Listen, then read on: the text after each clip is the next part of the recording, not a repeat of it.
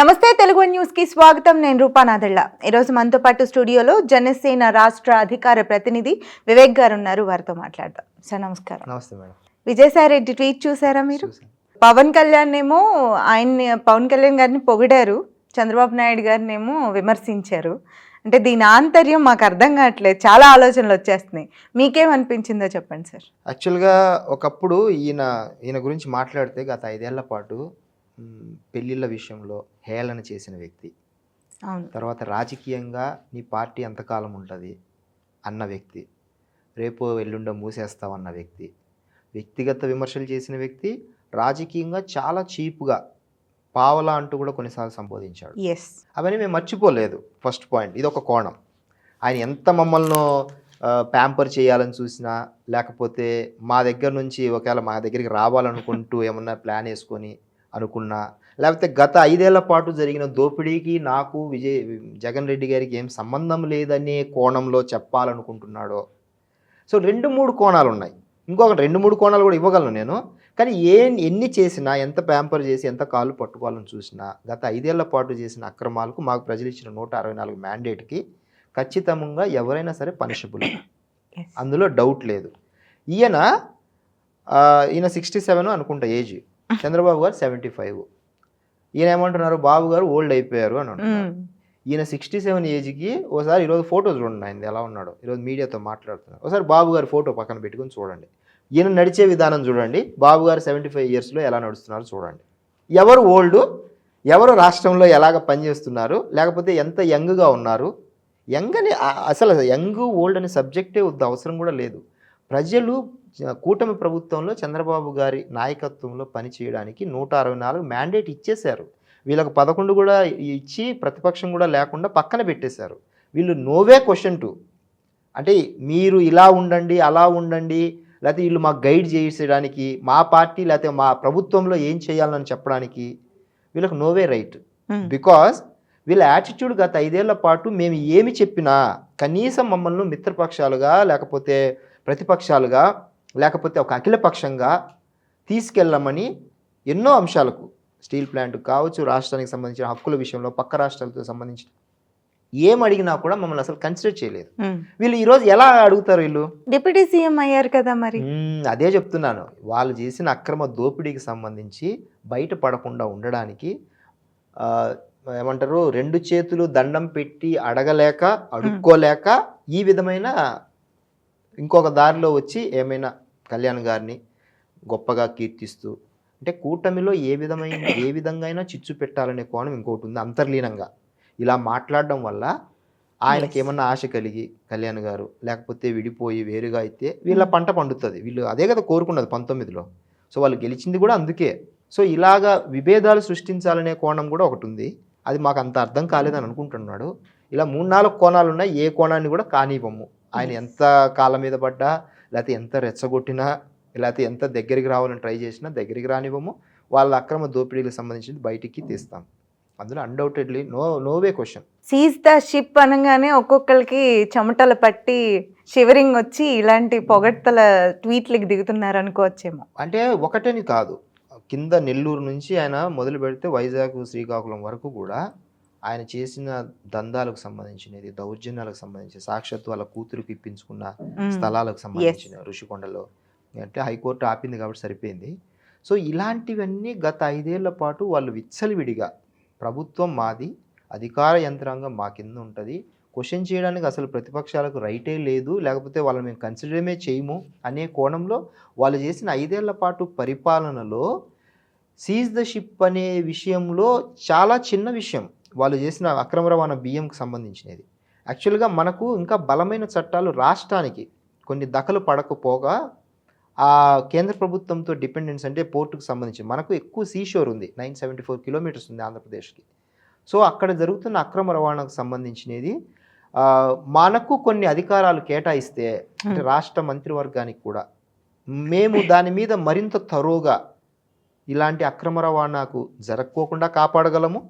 ఒకవేళ అలాంటివి ఏమన్నా ఉంటే కేంద్ర ప్రభుత్వము కూడా కూటమి ప్రభుత్వానికి సంబంధించి ఉంది కాబట్టి మేము కేంద్ర ప్రభుత్వంతో నిరంతరము ఆ యొక్క వెసులుబాటు తీసుకొని హోమ్ మినిస్ట్రీకి కావచ్చు, లేకపోతే కస్టమ్స్ వాళ్ళకు లేకపోతే పోర్ట్ అథారిటీకి సంబంధించిన విషయాలకు సంబంధించినవి కూడా మేము వారి దృష్టికి తీసుకెళ్ళి మాటికి మేము ఇన్వాల్వ్ అవ్వకోకుండా రాష్ట్ర ప్రభుత్వానికి కొందరు అధికారులను కేటాయించి దానికి స్పెసిఫిక్గా ఎక్కడికక్కడ చెక్ పోస్టులు పెట్టి అక్కడ నియంత్రించే కార్యక్రమం చేసి ఉంటే ఈరోజు కళ్యాణ్ గారు 6 నెలలుగా నేను ఎప్పటికప్పుడు వెళ్ళాలని చూసినా, అక్రమ రవాణాకు అడ్డుకోవాలని చూసినా, ఆయనకు సంబంధించిన ఆవేదన బాధకు తాలూకు ఆ వర్డే సీజ్ ద షిప్.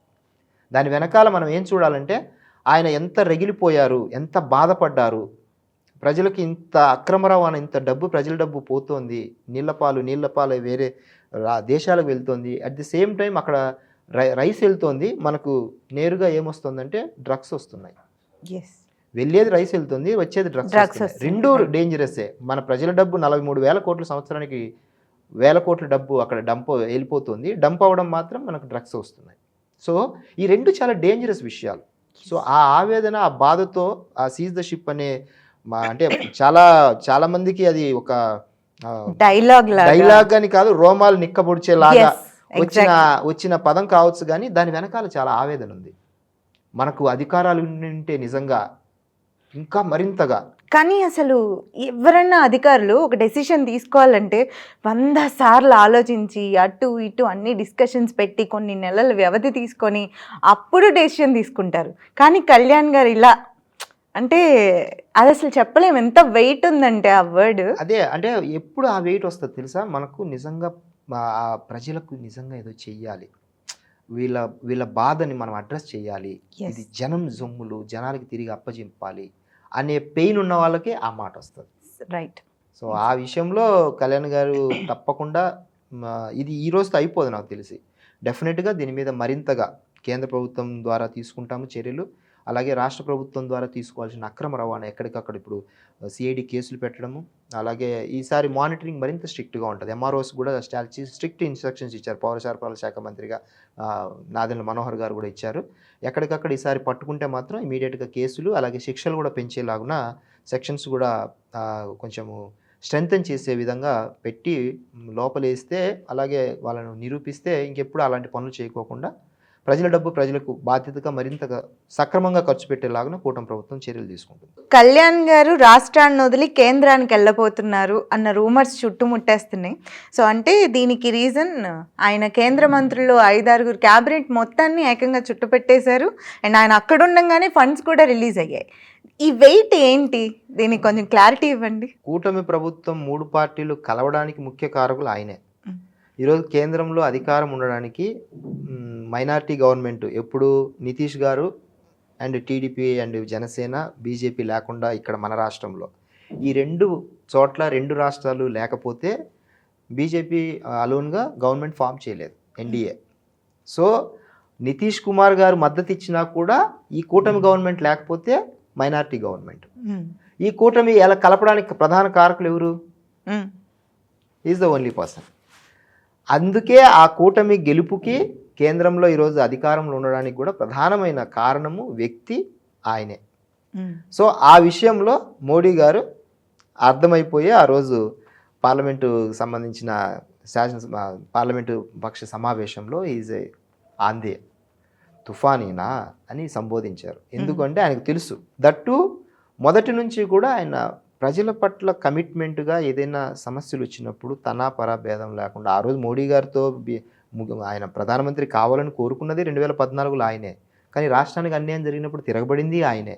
మళ్ళీ 2020లో మరొకసారి కేంద్రంతో సహాయ సహకారాలు ఈ రాష్ట్రానికి అవసరం అంటూ మనకు కొన్ని అమరావతి నిధులకు సంబంధించి, పెట్టుబడులకు సంబంధించిన రాయితీలు, ఈ ప్రభుత్వానికి మేలు జరగాలి, రాష్ట్ర ప్రజలకు మేలు జరగాలని కోరుకుంది కూడా మళ్ళీ ఆయనే.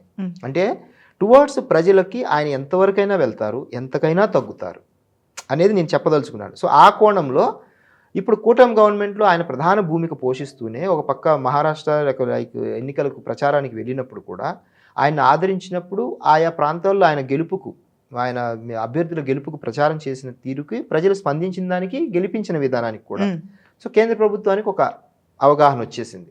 సో తప్పకుండా ఈయన సేవలు దేశం మొత్తం ఉపయోగించుకోవచ్చు. అయితే కేంద్రానికి వెళ్తారా లేదా అనేది కూడా ఆ పవర్స్ కూడా కేవలం కళ్యాణ్ గారే డిసైడ్ చేసుకుంటారు. ఎందుకంటే ఆయనకుంది, ఆ వెసులుబాటు ఉంది.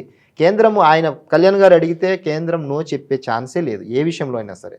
అందుకే 6 కేంద్ర మంత్రుల్ని 2 రోజుల్లో కలిసేసి మొత్తం అంతా అక్కడ ఉండంగానే నిధులు కూడా రావడము 143 కోట్ల రూపాయలు పర్యాటక శాఖకు ఆయన అడగగానే, ఆయన ఇంకా ఢిల్లీలో ఉండగానే నిధులు రావడం కూడా జరిగింది. ఇదంతా ఒక క్రెడిబిలిటీ ఉన్న లీడర్షిప్కే దక్కుతుంది.